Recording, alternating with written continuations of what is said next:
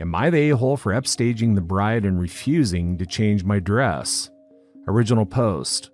English is not my first language. Throwaway account. So my 27 female cousin, 29 female, is soon getting married. The thing is, our families have been in no contact for the last 10 to 12 years because some issues between our fathers. In total, 4 brothers who hated each other. The feud recently came to an end because all the kids are grown up now and we kind of want to keep our differences aside and enjoy the upcoming events. We all had a little reunion. This issue started with my cousin's engagement party. Now I want to highlight that I take good care of myself. I do yoga and dance to stay fit. On some special occasions I love to dress up a lot. It makes me feel good and confident. My cousin is a doctor and due to her schedule, she has put on some weight, but I respect her because her profession is tougher than mine. I'm an engineer. For her engagement, I wore a nice, beautiful peach-colored gown. It wasn't a new one, this was a 3-year-old gift from someone. Even though we have reconciled as a family, my sister never involved me with her planning or anything related to her wedding, and I was totally okay with that.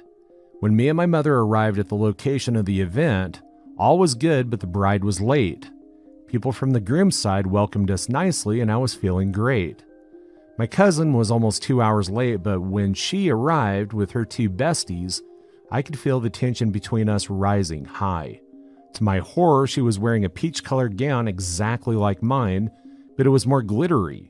Only the bottom part of her dress was slightly different. She went on without acknowledging my existence. My mom noticed me, but told me to relax as it was an accident and to enjoy myself. She went ahead to help my auntie with further preparations. I took a seat in the corner with my other cousin. When I was talking to him, one of the bride's besties came over to talk. I thought she was there to invite me to join them, but she straight up told me to change my dress. I was speechless and I told her no because 1, there was nothing else to wear, and 2, my house was several kilometers away and it would take me almost 2 hours to do so. She started suggesting different options for buying a new dress or she could lend me some clothes. I firmly told her no. My mom and dad were unaware of all this. She kept arguing with me but gave up. When the ceremony started, my cousin was looking fine and smiled at me because, in the end, she was still getting engaged to the love of her life. We both get lots of compliments and thought the drama was over, but her friends kept giving me side eyes throughout the event, and today one of them tried to contact me on Instagram. The most hurtful thing was the fact that there was an after party thrown by the bride and groom for all the cousins and their special friends, but I wasn't invited. I kind of feel like the a-hole, but I need an honest opinion. Now for the comments before reading the update. Not the a-hole, you didn't intentionally match the bride. It might be culture, but I think most brides in America wear white to the engagement party and bridal shower. You weren't wearing white, so no issue there. It is so unreasonable for her and her party to want you to change. Yes, the a-hole a little bit. Several kilometers is not that far, girl, and no, it doesn't take 2 hours to change an outfit. You could have kept your hair, makeup, and jewelry the same and just changed clothes. Appreciate your judgment, but 2 hours not for changing the outfit but calling the cab, 45 to 50 minutes ride to home, selecting a new outfit, and then riding back to the venue. I don't have my own vehicle. Yes, you would have missed 2 hours on it, but on the other hand, you would have been invited to the after party, and I think that changing into a different outfit would have shown that you have class as well as grace. I think that people already know that you have a fine-looking body, and that for you to be in a different outfit that is distinctly different from the bride, although you showed up in the similar outfit, that you had enough class and empathy and sympathy and grace and love for your cousin that you would go to change your outfit, and that you did not consider the clothes that were offered, not even take a look at them or anything like that. I think that is why the invitation was not extended to you, and you seem surprised by it. I think maybe your cousin was surprised that she was wearing a beautiful outfit and somebody there was wearing a similar one, and therefore people will comment on it. And unfortunately, the negative comments would be towards the person who was asked to change but did not. Now for the update. Well, a lot has happened since I made the post here. First, I want to thank all of you for giving an honest opinion. One thing that I noticed, all the Indians who commented on my post told me that I am not the a-hole. Let me clear out a few things. I don't hate my cousins, the bride. I'm not petty or mean, and this dress incident was totally unintentional. Her friend said that I was upstaging the bride, which was not the case. During the ceremony, I tried to keep a low profile even though it wasn't my fault. I compared her looks and weight because it had been literally a competition between us since childhood to look better than each other, which was really childish and created more issues in her family. And I thought her friends were mean to me because of her previous issues. So for an update, a few days ago my aunt, bride's mom, called my mom. They were having this general discussion about further planning for the wedding. Then my aunt told my mom that I would be besides the bride on stage during the wedding. It was a shock for me because it's like getting a maid of honor position. I quickly texted my cousin to thank her, and we talked for the first time after her engagement. We decided to meet up for coffee. At the coffee shop, I brought up the topic of our matching dress, and she told me she was shocked at first, but later totally forgot about it. I also asked her why she was choosing me over her friends to be on stage. She gave a few reasons why they are not punctual and irresponsible and can be very demanding sometimes, and I am literally her family. As I mentioned, she was actually looking very happy during her engagement. She also told me that she was a bit disappointed that I wasn't there at the after party, and her soon-to-be husband was also asking for me. From her talk, one thing I know is that she is not aware about her friends being mean to me and lying about me. Cousin and I are on good terms. At the end, we ate some delicious burgers and had fun, and I also showed her my dress, which I will be wearing at her wedding. Super glittery light green color. I am still unsure if I should tell her about her bestie or just let it go. I just want to enjoy the wedding without any further drama. Story 2. New finance manager accidentally increases her pay when trying to cut it back. This story goes back a few years now. I work in graphic design. I was salaried but was paid to be on call 1 week every month. The company had a long-standing structure of on-call payments where we get paid $200 a month to be the on-call rota, and when we get called out, it's paid at around 130% of our calculated hourly salary rate for the time we clock in and clock out of work on a call-out. This worked fine for us, and it is important to note for the rest of this story. One day, we had a new finance manager introduce himself. He was in his early 20s and had been hired as part of a graduate leadership program. We knew instantly he was going to be a pain because within the first 3 minutes of his half-hour-long speech, he talked about cost and value for money and expenditure multiple times. He didn't even mention graphic design at all, which is what we all did. Let's call this guy Mr. Asshat. To begin with, we gave Mr. Asshat the benefit of the doubt. New guy, new company. Maybe he was just sticking to his comfort zone. Within 2 weeks, he band-aided that all expenses had to be sent to him for approval. Key queries like, you're driving a transit, why did it cost you $60 to go 100 miles?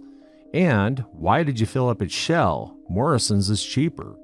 This eventually led to, I don't want the trucks going home with you. Please leave them at work and pick them up. Well, the reason that it cost us $60 that one time was that we had 1.2 tons of product in the back, and we needed to run the engine while the pallets were being loaded and unloaded. Mr. Asshat didn't understand. In his finance textbook, there was no mention of logistics. The vans were going home with us because it had saved 30 to 60 minutes of commute either way to get a van when we were moving products from customers and suppliers. Again, this was confusing to him because his textbook didn't say that everybody didn't actually live at the company and had that odd requirement to go to some weird place called home at 5 p.m. Naturally, none of the employees were happy about this arrangement, but it fell away because of Mr. Asshat's second brilliant idea. Mr. Asshat also decided that we would get our on-call payments docked, a system that had worked since 1988, over 30 years of a perfectly working system, but of course some idiot has to come along and try to change it. His big idea was to lose 1 hour of on-call. It was an easy saving on paper since We all claimed one single extra hour on call every week. The way it worked was that whoever was handing over the on-call duty would claim half an hour to get the van fueled and validated, and whoever was about to go on call would also claim a half an hour to take a stock check of what was in the vans and reload as necessary. Every week, a different van would go out, and as we had 4 vans, this meant they also all got their monthly clean as mandated by the company. We'd worked this for years, and it was actually the idea of the retired director who'd previously worked as a paramedic. A weekly van refresh was worth the nominal amount that was paid out to one employee per week, and was also an incentive for being on call. Even if nothing happened, the on-call employee would get the equivalent of a free meal, and the vans would be stocked every Thursday, our on-call handover day, and good to go. During quiet periods, the vans, we had 4 of them, will all run at least once a month so they don't get flat batteries, and whoever was on call got that van washed, cleaned, and fueled, etc. We always had one presentable van 24/7. Anyway, back to Mr. Asshat. So when everybody heard they were losing an hour of on-call pay because it's our job to make sure we're ready no matter what, there were a lot of questions asked. Our senior finance manager doubled down, having been Mr. Asshat's referral into the company. He agreed, saying, "You all drive, pick the van up from work. You can load it in on company time while you're there. You have gate codes, so if you're on call, you will need to take a van from your place of work." Sure, twat. Time for some malicious compliance. Coincidentally, the next 6 weeks were very busy on call. As mentioned, Mr. Asshat's textbook didn't cover how people don't live at the office, so instead of taking a van home and being ready to go at 3 a.m. when the overnight press has her samples ready, or our client has just published their final design makeup that they want reviewed and on the machines for 6 a.m., or most commonly, having to drive to an event with some extra flyers, bags, lanyards, etc. because the client was overbooked. We were spending anywhere between 30 to 90 minutes commuting to the office to pick up a van, driving to wherever the issue was. Sometimes it was directly back via the on-call employee's house, and then the same time back. While we weren't paid fuel mileage for driving to work for our normal hours, we were given the standard 40 cents a mile when we had to drive our own cars outside of working hours. If we couldn't and didn't want to drive, e.g. the spouse needs the car in the morning for the school run, insurance doesn't cover driving after 11 p.m., car needs a service, etc., the company would pay for a taxi. If we were driving one of the vans, we weren't paid mileage, just our standard on-call payment. Mr. Asshat very quickly went from our enemy to our best friend when we realized we'd be getting paid significantly more to drive to the office, pick up the van, and then head to wherever we needed to go. Plus, after the job, coming back to the office and then driving home again. One of my colleagues lived about 60 miles away from the office, and on one occasion, where he had 9 call-outs in 1 week, each time having to drive to the office and back, he'd effectively doubled what he'd been paid weekly. We realized that this was costing the company money, but hey, them's the rules, so we happily kept up this new routine. The extra driving was a bit of a pain, but the knowledge that we were getting paid extra for it made it a very easy rule to follow. Mr. Asshat probably realized that as we weren't complaining, something must be wrong. He checked and was shocked to find out that his massive savings of about $250 per month, 4 times 1 hour on-call payments, was instead leading to about $500 of extra monthly mileage payments and an extra $1,000 of monthly on-call payments. Not to mention that customers were complaining that what was a 20-minute response time was now about an hour, and one customer had noticed that one of the on-call employees would drive past their facility in his car only to come back 40 minutes later with a van. Then 40 minutes after he'd left, they saw him drive back the way he came in his car. We'd initially complained about this for a while, but it fell on deaf ears. As soon as our company director heard of the complaints from the customers, though, time for action. Suddenly, we were allowed to take the vans home again. Our on-call handover was reinstated. Mr. Asshat was moved out of our team. I was naive, I still am, to be honest, so I thought this was fine. However, a lot of other people I worked with said, no, we have our new way of working. That's how it's meant to be. Some people said that they'd bought another car or a bigger car now that they didn't have to park a van at home anymore, so they were unable to take a van home again. I don't believe this was actually true, but we stood behind the point. I worked there for another year and left to pursue my career, but until I left, Mr. Asshat's policy remained. Everybody who worked on call continued to leave the vans at the office, drive there to pick them up, do a job, drop it off at the office, then drive home again. Mr. Asshat disappeared for a while and we never heard about him again. I checked the corporate directory and saw he was missing, so I assumed he was shown the door. The senior finance guy was still in the company but had absolutely no say in what we did.